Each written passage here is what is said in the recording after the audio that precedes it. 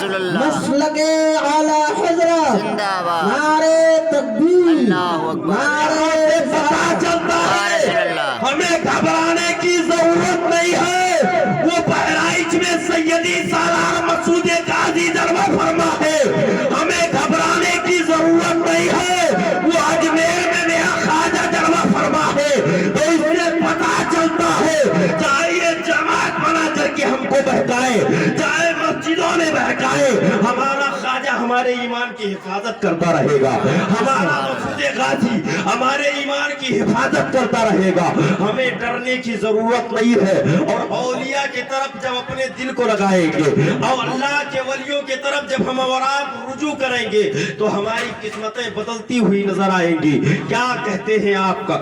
آپ میں اپنی بات کی طرف دلیل دینے کے لیے آپ کے ذہن کو مبذول کرنا چاہتا ہوں. ہولی کا ٹائم ہے, تمام عورتیں راستے پر ہولی کھیل رہی ہے, عورتیں آپس میں ایک دوسرے پر رنگ ڈال رہی ہے.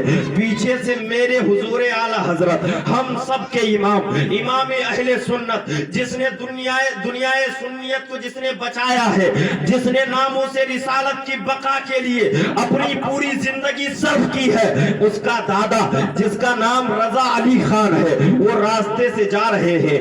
جمعہ کا دن ہے, میں نے آپ کے سامنے اولیاء کی بات چھیڑی ہے. ذرا دل کے کان سے سنیے گا. جو اللہ کے ولی ہوتے ہیں وہ ہماری تقدیروں کو بدل دیا کرتے ہیں. آپ کہیں گے تقدیر کیسے بدلتے ہیں؟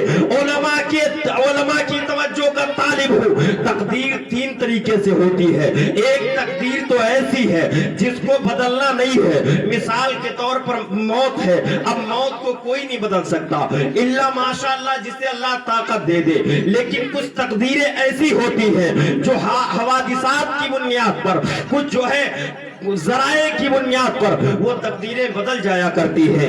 اولیاء کے ہاتھ میں وہ طاقت دی گئی ہے کہ اولیاء تقدیر کو بدل سکتے ہیں. میں تقدیر مبرم کی بات نہیں کر رہا ہوں, اور طریقے کی جو ہے تقدیر ہے اولیاء اسے بدل دیا کرتے ہیں. عورتیں راستے پر ہولی کھیل رہی ہیں. میرے حضور اعلی حضرت کے دادا محترم راستے سے تشریف لے کر جا رہے ہیں. جمعہ کا دن ہے, عورتیں راستے پر ہولی کھیل رہی ہیں. اب جب عورتیں راستے پر ہولی کھیل رہی ہیں, اب ظاہر سی بات ہے جو نہا دھو کر کے, جو غسل کر کے مسجد کے لیے جمعہ کے لیے جا رہا ہو, اگر اس کے اوپر رنگ ڈالا جائے تو پھر ہمارے اور آپ کے غصے کا عالم کیا ہوگا.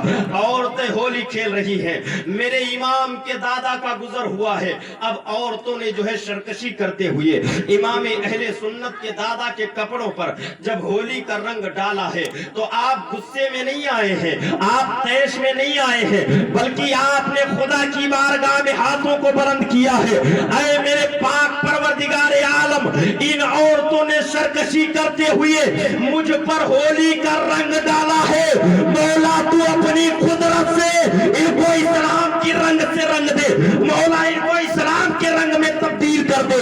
اب میرے امام کے دادا نے اتنی دعا کرنے کے بعد مسجد اپنے گھر کے طرف آتے ہیں, پھر سے غسل کرتے ہیں, پھر غسل کرنے کے بعد جمعہ کے لیے پھر نکلتے ہیں. اب جو عورتیں ہولی کھیل رہی تھی, جو عورتیں رنگ ڈال رہی تھی, جب میرے امام کے دادا کا گزر ہوا ہے تو کیا دیکھا جاتا ہے؟